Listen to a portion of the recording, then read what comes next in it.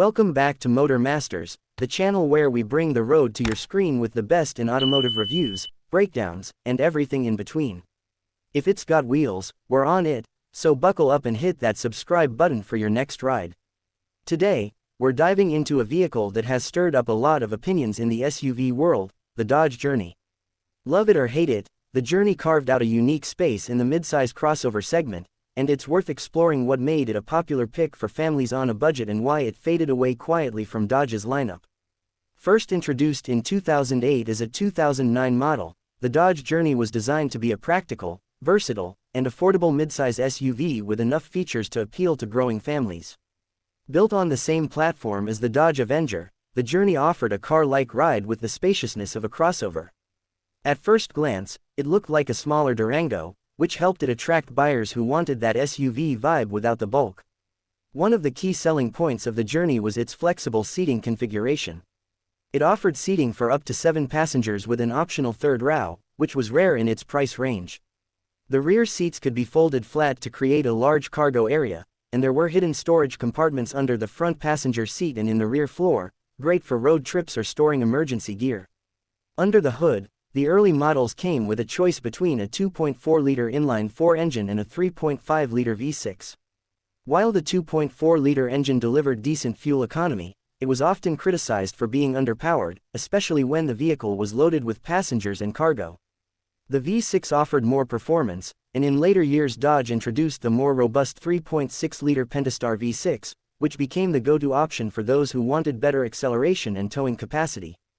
The Journey was also available in both front-wheel drive and all-wheel drive, although the AWD versions were usually paired with the V6 engine. Towing capacity maxed out at around 2,500 pounds with the V6, which made it capable enough for small trailers or weekend toys, but not exactly a heavy hauler. Inside, the cabin was one of the highlights for many buyers. Dodge included a good amount of tech and comfort features for the price. Early models came with optional features like touchscreen infotainment, a rear seat DVD entertainment system, Bluetooth connectivity, and even heated front seats and steering wheel. Later versions improved the infotainment system with a larger Uconnect touchscreen, which earned praise for its simplicity and responsiveness. The Journey's ride quality leaned more toward comfort than sportiness. It had a soft suspension that absorbed bumps fairly well, making it a decent highway cruiser. However, it didn't handle corners with much enthusiasm, and the steering feel was often described as vague. That's not to say it was a bad ride, but if you were looking for something sporty or sharp, the Journey wasn't it. It prioritized practicality over driving thrills. One reason the Journey stood out in the market was its price. Dodge positioned it as an affordable family crossover, often undercutting competitors like the Honda CR-V, Toyota RAV4, and Ford Edge by thousands of dollars. This budget-friendly pricing meant that the Journey was a common sight on rental car lots and became a top choice for first-time SUV buyers and families looking for space on a budget. But as the years rolled on, the Journey didn't change much. While other manufacturers were updating their crossovers with new designs, more efficient engines, and the latest safety tech, the Journey stayed largely the same. It received a mild refresh in 2011, which included some updated styling and improved interior materials, but by modern standards, it started to feel outdated. By the late 2010s, the Journey was showing its age. It lacked many advanced driver assistance features that had become standard in competitors, things like adaptive cruise control, lane keeping assist, and automatic emergency braking. Its crash test ratings were also middling, which became a concern for safety-conscious buyers. Still, Dodge continued selling the Journey with minimal updates, largely due to its profitability.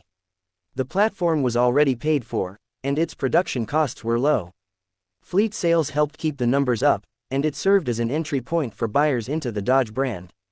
In 2020, Dodge finally pulled the plug. The final model year was offered with just one engine, the 2.4-liter 4-cylinder, and front-wheel drive only. It was a stripped-down version of its former self, aimed squarely at buyers looking for a cheap new vehicle with a lot of space. And with that, the Dodge Journey quietly exited the stage. So, where does the Journey stand today in the used car market? It's a mixed bag. On the plus side, it's one of the cheapest 3-row crossovers you can find. If you need an affordable family vehicle with a spacious interior and you're okay with basic features, the Journey delivers. But be cautious, its reliability is average at best, and repair costs can add up if previous owners didn't maintain it properly. Models equipped with the 3.6-liter V6 are generally the better pick, offering stronger performance and better long-term durability. Avoid the base 4-cylinder models if you plan on hauling people or gear regularly, they tend to struggle under load. Also, check for common issues like premature brake wear, electrical problems, and aging suspension components. At the end of the day, the Dodge Journey wasn't a game changer, but it filled a niche. It gave families space and versatility without a high price tag, and for many, that was enough. It wasn't flashy, it wasn't high-tech, but it got the job done. In a way, it was the minivan alternative for people who didn't want a minivan. And while it may not be remembered as a legend of the SUV world, the Journey served its purpose, and for those who owned one, it was often more reliable and capable than the reviews gave it credit for. It's a reminder that not every car has to be the fastest or the fanciest to find a place in people's lives. Thanks for riding with us today at Motor Masters. If you enjoyed this breakdown and want more deep dives into the vehicles that shape our roads, make sure you hit that like button, subscribe to the channel, and ring the bell so you never miss a new video. Until next time, keep your engines running and your wheels turning. Drive safe, and we'll see you in the next one.